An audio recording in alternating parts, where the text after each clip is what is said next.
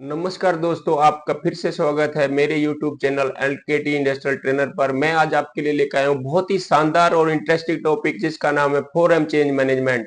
4M change क्या है इस वीडियो के दौरान हम समझेंगे। और फ्रेंड्स, ये इसलिए भी इम्पोर्टेंट है कि 4M चेंज जब आप कहीं इंटरव्यू देने जाते हो तो सबसे पहले क्वेश्चन पूछा जाता है कि आपकी कंपनी में 4M चेंज का क्या सिस्टम है और आप किस तरीके से इसको कंट्रोल करते हैं। तो 4M चेंज के बारे में यहाँ पे समझेंगे क्या है फोरम चेंज। तो आइए स्टार्ट करते हैं। What is forum change management. Friend, forum change को समझने से पहले हम लोग यहाँ पे समझने की कोशिश करते हैं कि चेंज मैनेजमेंट क्या होता है।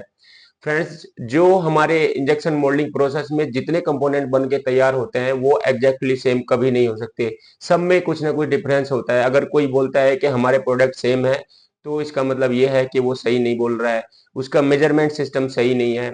जिस प्रकार दुनिया में इतने सारी पॉपुलेशन है, कोई भी पर्सन एक दूसरे से एकदम एग्जैक्टली सेम मैच नहीं करता। इसी प्रकार कंपोनेंट भी एक दूसरे से एग्जैक्टली सेम मैच नहीं करते। यहाँ तक कि दो जुड़वा बच्चे में भी कुछ ना कुछ नॉमिनल डिफरेंसेस होते हैं। इसी प्रकार हर कंपोनेंट में भी कुछ ना कुछ नॉमिनल डिफरेंसेस होते हैं। अब बात आ जाती है 4M चेंज मैनेजमेंट क्या है। 4M चेंज मैनेजमेंट में जो हमारे चेंजेस होते हैं और 4M चेंज मैनेजमेंट को हम क्यों फॉलो करते हैं। 4M चेंज को इसलिए फॉलो करते हैं कि जो हमारा चेंज मैनेजमेंट है, अगर हमारे प्रोसेस में कुछ चेंज आता है, हमारी प्रोसेस में कुछ चेंज अभी अगर हुआ है, तो हम उसको कुछ किस तरीके से कंट्रोल करें कि हमारे कंपोनेंट में डिफेक्ट जनरेट ना हो और हमारा डिफेक्ट कस्टमर एंड तक ना जाए। उसी को कंट्रोल करने को हम 4M चेंज मैनेजमेंट बोलते हैं। और अब हम इसको यहाँ पे समझेंगे। What is 4M change management. The 4M change management is a systematic approach to managing the changes of man, machine, method and material. It helps to ensure the changes are according to implemented a efficiently with minimum disruption to operation। जो हमारे operation को कम से कम disturb करे और हमारे product के जो and result है, एंड डायमेंशन है, उसको कोई इफेक्ट ना करे, कंट्रोल वे में हमारा चेंज हो, तो इसी को हम 4M चेंज मैनेजमेंट बोलते हैं। अब यहाँ पे बात करते हैं कि जरूरी नहीं है कि वो चेंज पॉइंट केवल 4M में ही हो, उसके अधिक भी हो सकता है। जैसे कि अब हम यहाँ पे देखेंगे कि 4M की बजाय 6M में भी चेंज हो सकता है। Man power, method, machine, material के साथ साथ मेजरमेंट और मदर नेचर में भी चेंज होने से हमारे प्रोसेस पे इंपैक्ट पड़ता है। दोस्तों, मेजरमेंट इसलिए बोल रहे हैं कि अगर हमारा इक्विपमेंट जिससे हम प्रोडक्ट को चेक कर रहे हैं, उसको डिक्लेयर कर रहे हैं ओके नोट ओके, अगर उसके मेजरमेंट इक्विपमेंट में ही अगर प्रॉब्लम होगी तो हम लोग सही से डिसाइड नहीं कर पाएंगे और हमारा कंपोनेंट सही होते हुए भी रिजेक्ट हो सकता है। और एक आ जाता है, नेक्स्ट आता है मदर नेचर। मदर नेचर का मतलब होता है सर इन्वायरमेंटल से यहाँ पे है। मान लीजिए अपने हिंदुस्तान में बहुत सारी जगह ऐसी है जहाँ गर्मियों में, समर में टेम्परेचर 47-48 डिग्री रहता है और सर्दियों में टेम्परेचर 2-3-4 डिग्री रहता है। फ्रेंड, ऐसी जगह जहाँ पे 48 डिग्री से लेके 3-4 डिग्री तक टेम्परेचर इतना ज्यादा वेरिएशन होता है, वहां पे कभी भी प्रोसेस पैरामीटर या प्रोसेस कंडीशन एग्जैक्टली सेम नहीं हो सकती, उसमें कुछ ना कुछ चेंज पॉइंट जरूर आएगा। इसलिए इनको भी हम 4M चेंज में कंसिडर करते हैं। अब यहाँ पे बात आ जाती है एजेंडा। हमारा एजेंडा इस वीडियो में हम लोग क्या क्या डिस्कस करने वाले हैं वो डिस्कस करेंगे हम। 4M चेंज का पर्पज क्या है, 4M चेंज क्या है, 4M चेंज का कम्युनिकेशन कैसे होना चाहिए, 4M चेंज कितने तरीके का होता है और 4M चेंज का प्रोसेस फ्लो क्या है। और 4M चेंज जो है मेनली 3 तरीके से होता है। प्लान चेंज 4M चेंज क्या है, प्लान चेंज क्या है, अनप्लान चेंज क्या है और एबनॉर्मल चेंजेस क्या है, इसको यहाँ पे डिटेल में हम डिस्कस करेंगे। अब 4M चेंज का आ जाते हैं, 4M चेंज का पर्पज क्या है। 4M चेंज का पर्पज यही है, जो हमारे मैन, मशीन, मेथड और मेटल में जो चेंजेज हो रहे हैं वो कंट्रोल वे में होने चाहिए। उससे हमारी प्रोसेस पे कोई इफेक्ट ना पड़े, हमारे कंपोनेंट पे कोई इफेक्ट ना पड़े, उसको कंट्रोल करने के लिए ही हम लोग जो है 4M चेंज करते हैं। अब आता है कि 4M चेंज में क्या क्या चेंज है, मैन में क्या चेंज है, मैन में चेंज है कि मटेरियल में है, मेथड में या मशीन में। इन चारों तरीके से जिसमें भी चेंज होगा हमारे प्रोसेस में, उसको हम लोग यहाँ पे ट्रैकिंग करते हैं। अब बात आ जाती है 4M चेंज की कम्युनिकेशन की। 4M चेंज का कम्युनिकेशन कहाँ से स्टार्ट होता है। सबसे पहले ऑपरेटर को कम्युनिकेट होना चाहिए, सुपरवाइजर को, प्लांट इंचार्ज भी बोल सकते हैं यहाँ पे, एरिया इंचार्ज भी हम बोल सकते हैं, और क्वालिटी इंचार्ज को फोरम चेंज का कम्युनिकेशन होना चाहिए, शॉप फ्लोर पे प्रॉपरली कम्युनिकेशन होना चाहिए, और कस्टमर को फोरम चेंज का कम्युनिकेशन अगर जरूरत है तो आप दे सकते हैं और जरूरत है तो आप नहीं भी दे सकते, ये ऑप्शनली होता है। अब बात आती है फोरम चेंज कैटेगरी की। फोरम चेंज जैसे कि अभी हम बात कर रहे थे, फोरम चेंज तीन तरीके से होता है, तीन तरीके का कैटेगरी है फोरम चेंज में। सबसे पहले होता है प्लान चेंज, फिर दूसरा होता है अनप्लान चेंज, और एबनॉर्मल चेंज। प्लान चेंज किसको बोलते हैं? जिस चेंज के बारे में हमें पहले से इंफॉर्मेशन होती है उसको प्लान चेंज बोलते हैं। मान लीजिए कोई ऑपरेटर आज राम नाम का ऑपरेटर आया नहीं है, उसकी जगह हमने दूसरे ऑपरेटर को डिप्यूटेड किया सेम स्किल का, उसको बोलते हैं प्लान चेंज। और अनप्लान चेंज बोलते हैं जिसके बारे में हमें कोई इन्फॉर्मेशन नहीं होती है। मान लीजिए कोई अचानक से कोई ऑपरेटर आया नहीं है, छुट्टी कर दिया है, तो उसको बोलते हैं अनप्लान चेंज। और एबनॉर्मल चेंज किसको बोलते हैं? अगर हमारे प्रोसेस से बिल्कुल ही हटके कुछ प्रोसेस चल रहा है तो उसको हम लोग एबनॉर्मल चेंज भी बोलते हैं। इसको हम और डिटेल में डिस्कस करेंगे। अब बात आ जाती है फोरम चेंज के प्रोसेस फ्लो की। फोरम चेंज में जो सबसे पहले प्लान चेंज होता है उसमें हमें जो है सेटअप अप्रूवल की जरूरत पड़ती है, और हम लोग उसके बाद सेटअप अप्रूवल होने के बाद प्रोडक्शन को स्टार्ट करते हैं। अनप्लान और अनएक्सपेक्टेड चेंज में क्या होता है? सेटअप अप्रूवल की जरूरत पड़ती है, प्रोडक्शन स्टार्ट करते हैं, और हमें रिट्रो इंस्पेक्शन की जरूरत पड़ती है। यहाँ पे सबसे ज्यादा जरूरी है समझना कि रिट्रो इंस्पेक्शन किसको बोलते हैं। रिट्रो इंस्पेक्शन उसको बोलते हैं कि जो हमारा लास्ट इंस्पेक्शन हुआ था उससे लेके हमारा जो अभी तक जब हम इंस्पेक्शन कर रहे हैं उसके बीच के सारे लोड को हमें रिट्रो इंस्पेक्शन करना है, उस सभी प्रोडक्ट को हमें चेक करना है। इसको हम अनप्लान चेंज के दौरान इस एक्टिविटी को करते हैं। और तीसरा आता है एबनॉर्मल चेंज। एबनॉर्मल चेंज में हमें सेट अप्रूवल की जरूरत पड़ती है और सस्पेक्टेड लोड को चेक करने की जरूरत भी पड़ती है। अब समझेंगे सस्पेक्टेड लोड क्या है। सस्पेक्टेड लोड का मतलब ये है कि वो चेंज पॉइंट के दौरान जितना प्रोडक्ट हमारा बना है, जितने कंपोनेंट हमारे बने हैं, वो सारे कंपोनेंट को हमें चेक करना है, उसको बोलते हैं हम लोग सस्पेक्टेड लोड। अब बात आ जाती है कि जो प्लान फोरम चेंज का मैट्रिक्स क्या है।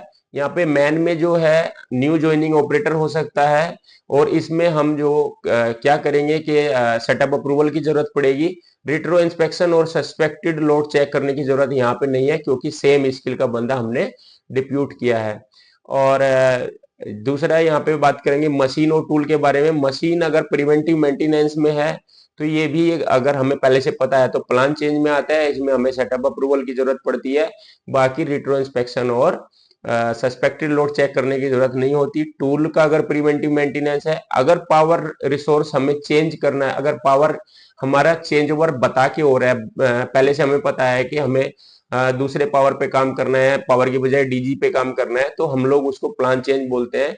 इन सब में केवल सेटअप अप्रूवल की जरूरत है, सस्पेक्टेड लोड और रिट्रो इंस्पेक्शन करने की जरूरत यहाँ पे नहीं है। अब तीसरी बारी आ जाती है मेटेरियल की। Material receive from other resources other approved supplier. अगर हमें हमारे मेटेरियल के रिसोर्स के एक से अधिक सप्लायर हैं और एक की ए सप्लायर की बजाय बी सप्लायर से हमें मेटेरियल रिसीव हुआ है, तो भी ये प्लान चेंज है और हमें इसमें केवल सेटअप अप्रूवल की जरूरत है। और ऐसा ही हमारा कोई अगर एडिशनल कोई चेंजेस है और हमें प्लान वे में हमने किया है, तो प्लान वे में हमें केवल सेटअप अप्रूवल की जरूरत है, रिट्रो इंस्पेक्शन की जरूरत नहीं है, क्योंकि हमने इसको प्लान वे में किया है। दूसरा मैट्रिक्स में आ जाता है अनप्लान चेंज। अनप्लान चेंज में जैसे हम बात करेंगे, अगर मैन पावर के केस में अगर कोई ऑपरेटर सडनली लीव करता है, बीमार हो जाता है या कुछ एक्सीडेंट हो जाता है, तो ये अनप्लान चेंज है। सेम स्किल का बंदा अगर हम यहाँ पे डिब्यूट करते हैं तो हमें सेटअप अप्रूवल की जरूरत पड़ती है और रिट्रो इंस्पेक्शन की जरूरत पड़ती है। एक बार फिर से मैं क्लियर कर दूं, रिट्रो इंस्पेक्शन का मतलब ये है जब हमने लास्ट टाइम जो इंस्पेक्शन किया था उससे लेके अभी तक जितने कंपोनेंट बने हैं उसका हमें यहाँ पे इंस्पेक्शन करना है। यहाँ पे सस्पेक्टेड लोड चेक करने की जरूरत नहीं है, क्योंकि उससे पहले का जो प्रोडक्शन है वो हमारे ट्रेन मैन पावर ने ही बनाया है।